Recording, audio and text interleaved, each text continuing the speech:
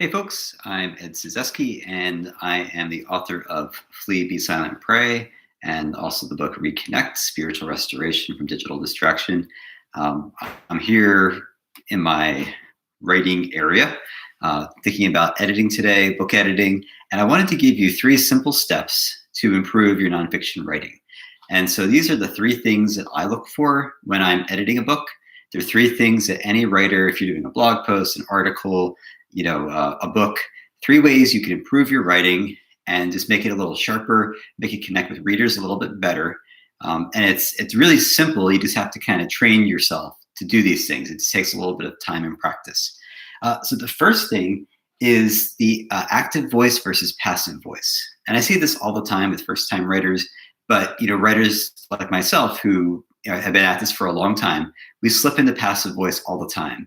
And it's that it's not the person's doing the action. It says that it's kind of happening around you. It's very vague, right? So, you say like, I was told that this happened instead of, Robert told me this happened. And so the action is very different when you're reading that in a story, or if you're reading that in a nonfiction book. So switch to the active voice whenever possible. There might be sometimes that you have to use passive voice, but whenever you see was, see if you can switch that out to something more active, and think about who's doing the action, who's making this happen, and how can I relate that to the readers. And that'll be more engaging. It'll be easier to read. You'll notice that when you read books too. You'll start to see like where passive voice just feels a little weaker. And so you want something to be engaging with readers. So switch to active voice whenever you can. The other thing I look for, I'm sorry folks, but we got to do grammar. You got to know basics of English grammar. Now, there's a lot of memes about like which punctuation would you like keep, which would you kill. I would personally kill the semicolon. I don't think we really need it if you know how to do a conjunction between 2 independent clauses and a comma. Like you're good, right? But you need to learn this stuff. And for like beginning writers, I see a lot of sentence fragments. I see a lot of times they're using commas in the wrong places, they're using conjunctions in the wrong places. Dashes are just all over the place. People use M dashes, N dashes. Like you need to learn some of those basic building blocks of grammar. And what that does is that gives you a lot more power in your writing, and you can paste things. You can give readers extra details. And what grammar does is it gives readers a clue about what you're doing as a writer. And so, there's the Kurt Vonnegut statement to pity the reader. So you need to give readers information. You need to give them little like signs and markers. And that's what grammar does. And so instead of seeing it as like a nuisance or a pain, think of it as like a tool that you can use to make your writing clearer. And so, use a dash to kind of like give a little more extra information. There's like a pause. Here's some extra information. Use a colon because you're going to explain something and, kind of fill in something. If you have to use a semicolon, use a semicolon between 2 independent, clauses. It's 2 sentences that can stand on their own. You stick a semicolon in there. Fine. If you like it, do it. Whatever makes you happy. So that's something that I always look for in my clients, and I just try to encourage them to just look up some basics of grammar, get drunk and white, no haters. Like you got to do it. Even if you can critique this book for being kind of stodgy or whatever, get the basics down, and then if you want to innovate or try something crazy, sure, get the basics first. Then, lastly, you need anecdotes, but you need to figure out how to space things out. You need stories, you need examples, you need statistics.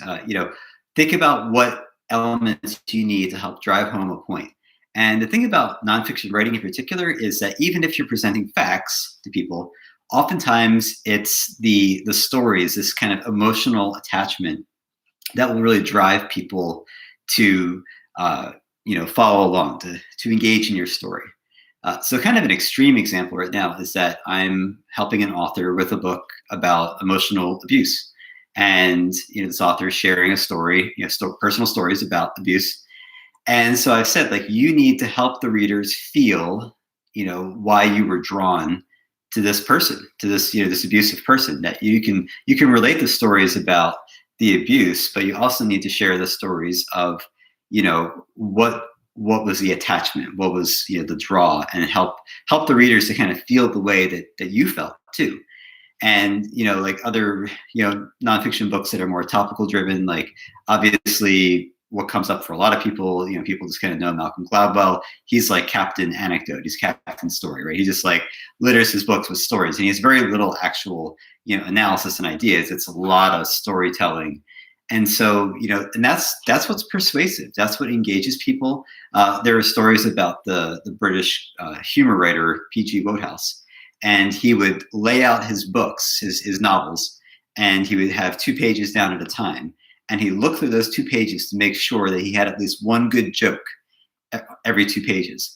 And so that's kind of the mindset. Like there's like almost like there's a like a scaffolding here, that you have to kind of build something in your text, a structure that you make sure you keep readers engaged with some kind of story or a joke, or something that they can kind of hang on to and stick around with. And so you don't want to just club people with information or ideas. You have to learn the right mix of things. And so when I edit books, I'm always looking for, how can we pace readers? How can we give readers another example or another anecdote here to help them kind of follow along and stay engaged in the book. So those are 3 ways that you can improve your writing, that you can help with maybe your self-editing. If you're editing your own books, look for those 3 things, and it makes a big difference for readers. If you want to learn a little bit more about my editing work, you can stop on my website. It's edcyzeski.com. And I've got a lot of information about the clients I've worked with, the kind of nonfiction book editing that I do, and just my own experience in the publishing world. Thanks so much for stopping by this morning.